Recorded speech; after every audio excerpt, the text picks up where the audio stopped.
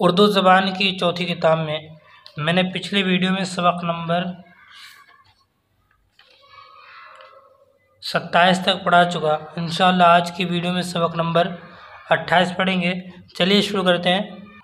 बिस्मिल्लाहिर्रहमानिर्रहीम। शेर शाह सूरी। शेर शाह हिंदुस्तान के बादशाहों में एक अजीमुशान बादशाह गुज़रा है, जिसने एक सिपाही के दर्जे से तरक्की करके शाही का मर्तबा हासिल किया था।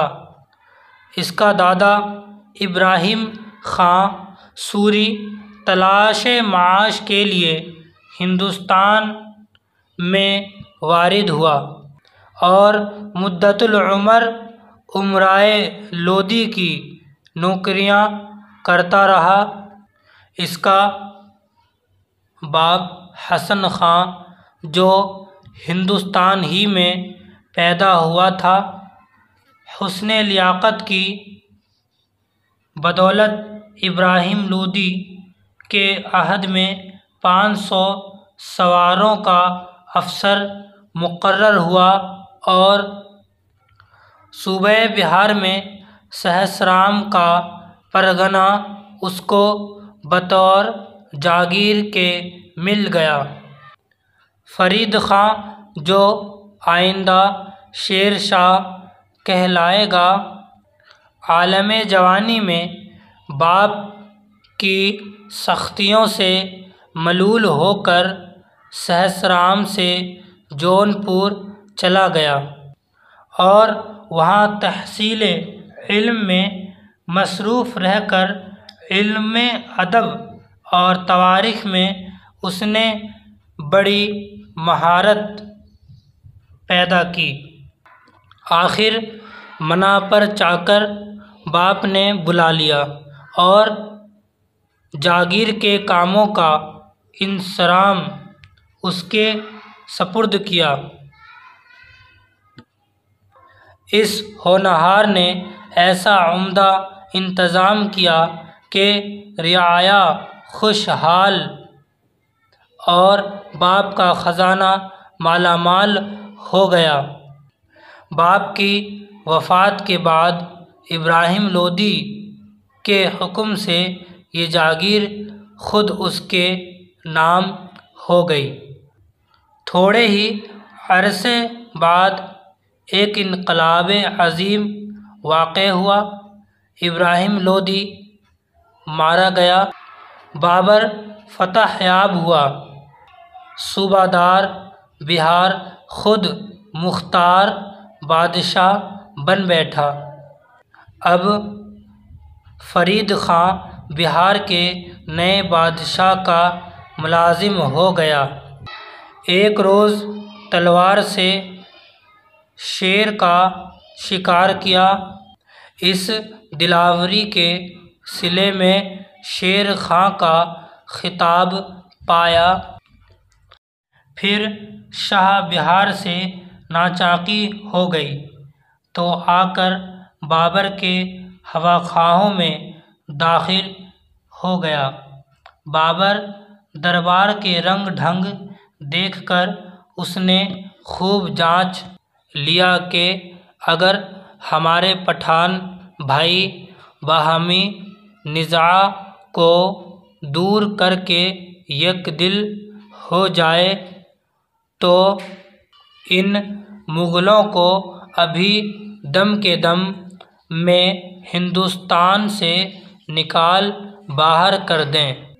इस के अहबाब ने ये बातें सुनी तो जवानी की तरंग समझकर इसका मुज़ाहका उड़ाया। बिलजुमला वह बाबरी दरबार से मायूस व मुतनफ़िर होकर बिला रुख़सत चल दिया और फिर दरबार शाह बिहार का तक़र्रुब हासिल किया। जब शाह बिहार ने आलम फ़ानी से मुल्के जावदानी की राह ली तो उसके जानशीन को खारिज करके शेर खां ने मुल्के बिहार को अपने कब्ज़ों तसर्रुफ़ में कर लिया। फिर मुल्के बंगाला की तस्खीर पर मुतवज्जे हुआ। इसी असना में हुमायूं ने इस पर लश्कर कशी की। चंद मारिकों में शेर खां गालिब और हुमायूं मगलूब हुआ, मगर कन्नौज की आखिर जंग में तो हुमायूं ने ऐसी हज़ीमत पाई कि फिर हिंदुस्तान में ठहर ही ना सका। चारों नाचार ईरान जाकर पनाह ली। अब शेर खां बलक़बे शेर शाह हिंदुस्तान के तख्तो ताज का मालिक हुआ और जो मंसूबा उसने बांधा था पूरा कर दिखाया। इस बादशाह को ऐजादे क़वानीन का बड़ा मलका था। रियाया और काश्तकारों की सरसब्ज़ी को हमेशा मद्देनज़र रखता। किसी मुल्क पर चढ़ाई करता तो किसानों को आज़ार न पहुँचाता। ज़राअत की पामाली का एवज़ाना दिलाता।